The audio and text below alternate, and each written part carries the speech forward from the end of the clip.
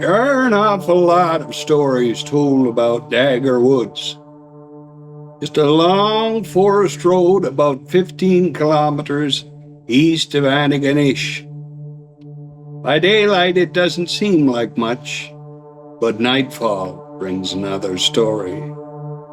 Legend has it that a husband killed his beautiful young wife. The weapon he used was a pearl-handled dagger.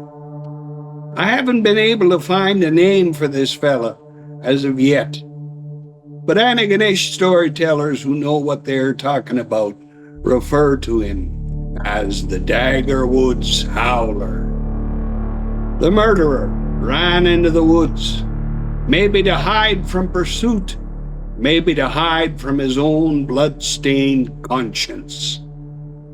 Some folks will tell you that he hanged himself out there, or else cut his own throat with the same pearl-handled dagger he used to assassinate his wife. Others will tell you that he's living out there still, feeding off of fear and guilt. Whether he died and came back as a spirit, or lived on as some sort of animated corpse, he's said to utter horrendous and inhuman screams that seem to almost creep up on you, closer and closer, until the howler is close enough to grab while you are standing there, petrified with fear, as he drags you off to the unexplored heart, Dagger Woods.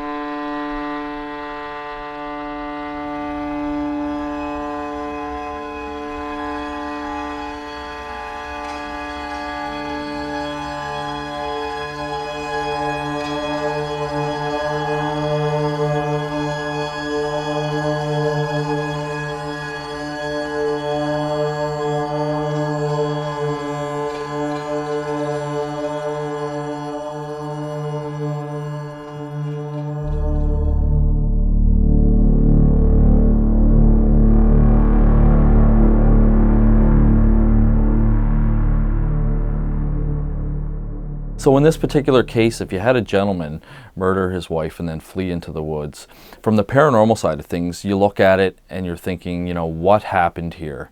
Was the gentleman possessed? Did an evil spirit make him do it? Was, the house that they were living in, did it have something evil in there that was creating him to, get this rage that he ended up, murdering his wife?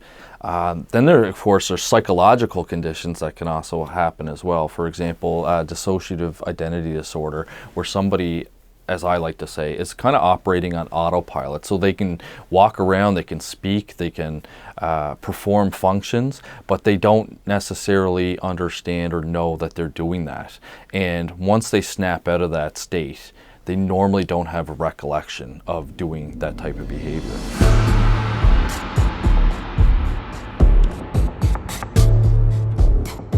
And then as he goes out into the woods, the paranormal theme kind of continues. Did something kill him out there? Did he turn into a creature? Is his spirit earthbound?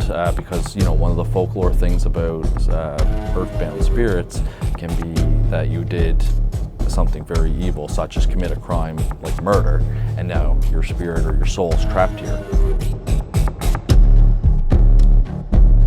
The way that the story goes is that he ended up killing himself.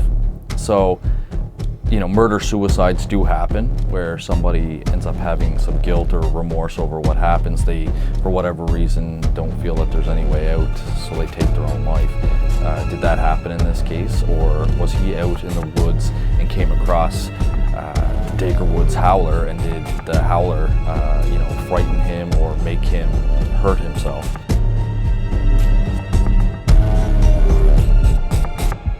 Those are just questions that still remain unknown.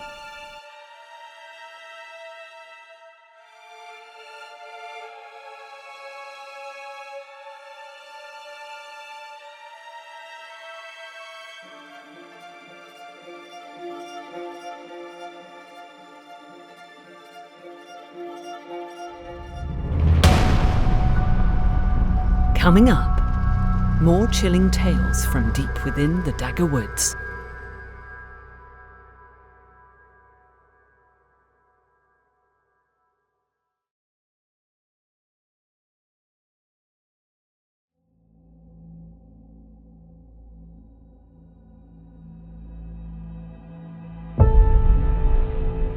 There are several different versions of the story of the creature that lurks in Dagger Woods. Many early settlers believed that the creature had come from the old country, hidden in amongst the cargo hold of a ship full of Scottish immigrants. Today, residents will tell you of the strange and awful cries that sound through the woods. They call it the hide-a-hinder. You'll hear it, sneaking and creeping up on you, but try as you might, you just cannot see it. Young Sandra Girard wasn't thinking about anything but the fat August blueberries she would gather in her bucket, and the very best ones grew thickest out in a large field on the other side of Dagger Woods. A lot of kids she knew stayed out of those woods because folks thought that they were haunted. But the woods didn't scare Sandra one little bit. She never got lost, and even if she did, she knew how to find herself again. Her daddy had taught her that trick. Look for the water, her father always told her. Remember the track of the stream and follow it on back home. A good river or a stream can be just as dependable as a highway. She kept on walking. She was close to where the blueberries grew fattest.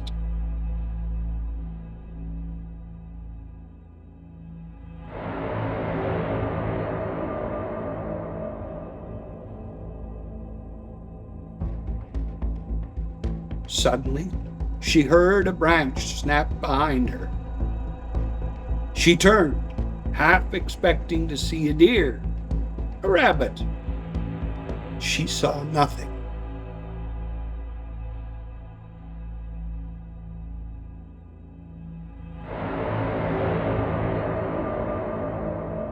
Softly to her left, a dead leaf crushed beneath an unseen pressure. A heavy footstep sounding very close indeed. She held still, not wanting to disturb whatever it was that had made the noise. Now she was remembering her father's voice. She was remembering a story that he had told her about the hide-a-hinder and how it would creep up on hikers in the woods. She jumped, whirled, jumped and whirled, trying to catch a glance at the elusive beast. But all that she caught was a really bad case of the dizzies. She forced her breath to slow down, and then she took off. She crashed straight ahead, and in the midst of her panic, she heard her father's voice telling her, "Run for the stream! Run for the stream!"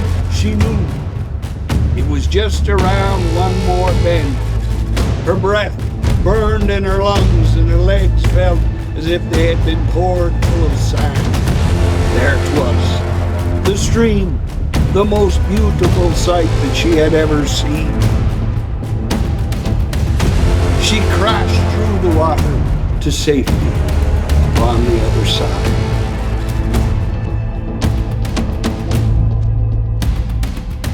Luckily for Sandra, Buchtons are unable to cross a running stream. As Sandra stared back across the water, she realized just how important her father's advice had been on that fateful day.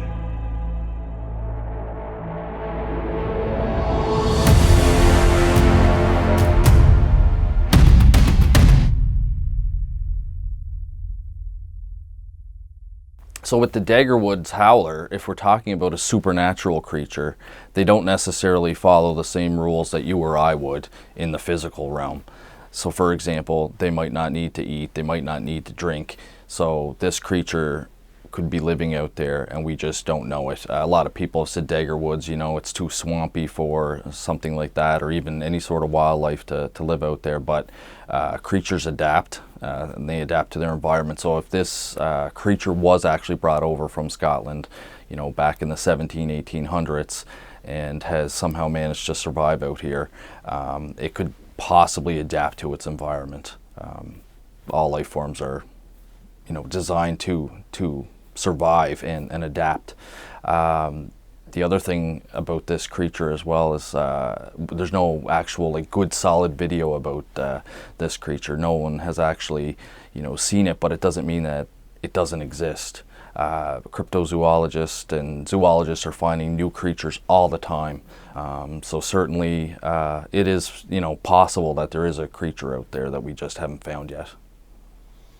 So I'm a strong believer in the Pangea. They call it the Atlantis theory. So obviously at one point way in the past, Pangea existed where all the continents were connected. It's not super well known, but it is known now that the Scottish Highlands, Nova Scotia, and the Appalachian Mountains once formed the same mountain line. So I am a strong believer that a lot of the fairy tales and fae folk you hear about in Scotland exist here because they were on the same mountain ridge when it broke off from Pangea. So yeah, I believe a lot of those stories that you hear from native folks are often tied into those stories of Scottish individuals. They're just different manifestations of the same creatures that would exist on that mountain range. Coming up, new stories emerge from Dagger Woods.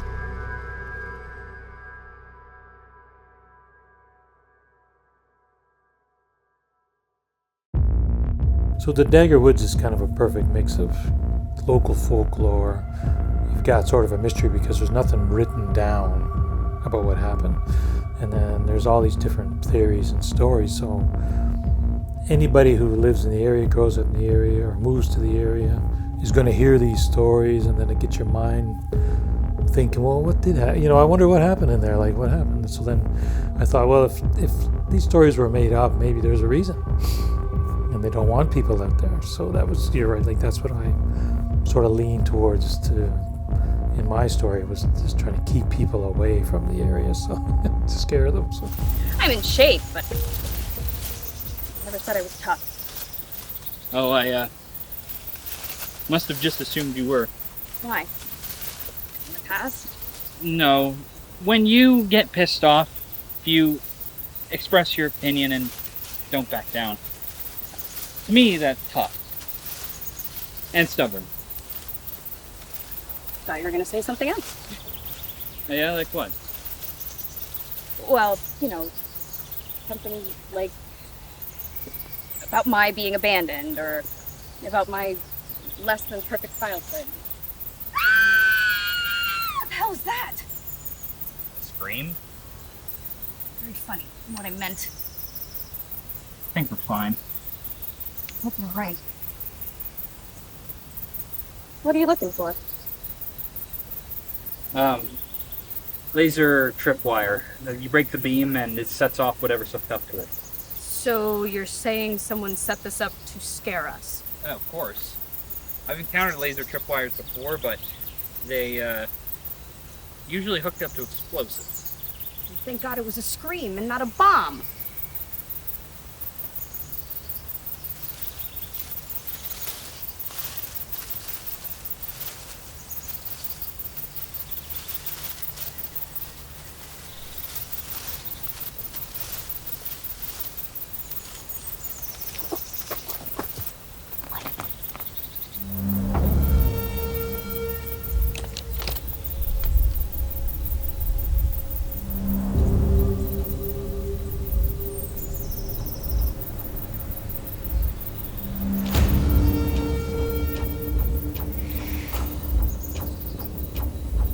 I know you're there. This is private property. Trespassers will be shot on sight. Go back the way you came and I won't call the police.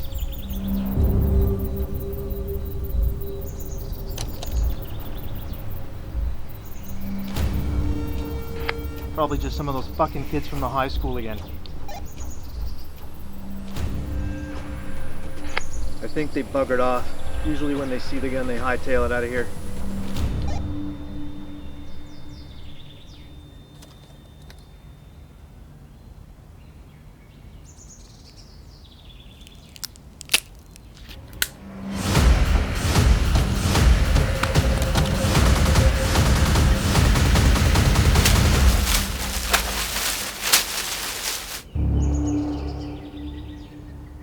I still think it's the unknown. I think it's that it's not written down and that it's not recorded. So that leaves people like me almost, or anyone really. It almost leaves you with that license to expand your imagination as to what could have happened or what did happen. Maybe someone will find a corpse one day or stumble across bones, and find a dead body with a knife wound, or you know what I mean? It could be anything, and that wouldn't shock me, to be honest with you. That'd be sort of what I would think might happen one day. Somebody will be out there and come across, some old bones or something, and then again the story will come alive, So, but that's what I think might happen. So I don't know.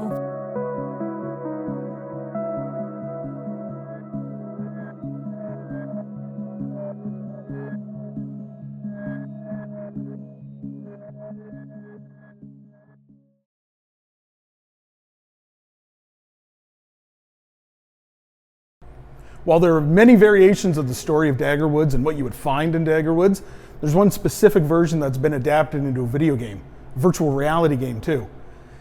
The studio that actually developed it has invited us over to check it out. Let's go meet with them.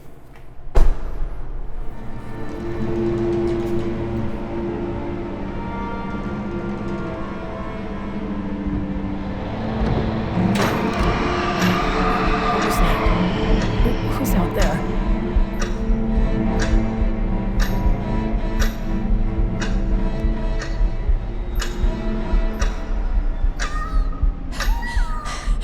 Daniel! Is that you? Daniel, is that you? What happened? Where's your sister? My name is Sade. I'm Managing Director and Founder of Maritime Digital Art and Design. We specialize in multimedia, simulations, and training. And our latest department, called Paracosm Studio, we focus on entertainment. We specialize in VR and mixed reality. When we've been looking at our first project, especially because the whole team was from Nova Scotia, we had to look into and do a research about Nova Scotia and the myths and legends and haunted stories around Nova Scotia. And we came across a lot of them, but we find Dagger Woods. Dagger Woods was one of the ones that may not be as known to most public, and it's a very interesting story. That's the reason when we wanted to look into the game, we said it should be Dagger Woods, especially the name. Writing for like games versus movies and TV series is different because you have to give player feedback for the things that they do and you don't want them to do, or like the other way around. So for example, if I want to draw their attention towards something, especially because it's VR, the biggest thing is that I don't have control of the camera. So in any other medium, you have kind of, the director kind of directs you to see this, you know? When in VR, I can only kind of direct them, be the cue, sound cue, or draw their attention. Yellow paint. The interesting part, at least for me, was the research part. Just going through finding the connections. A lot of times, especially this story, 100 years old, we don't have access to all those information. We have some that we know they've been on newspapers and they've been referenced in the museum because we know those things. About that portion of Nova Scotia, there's so many stories. What would a visit to a place like this be without actually kind of jumping in and, well, you know, taking an actual walk through Dagger Woods myself? So here we go.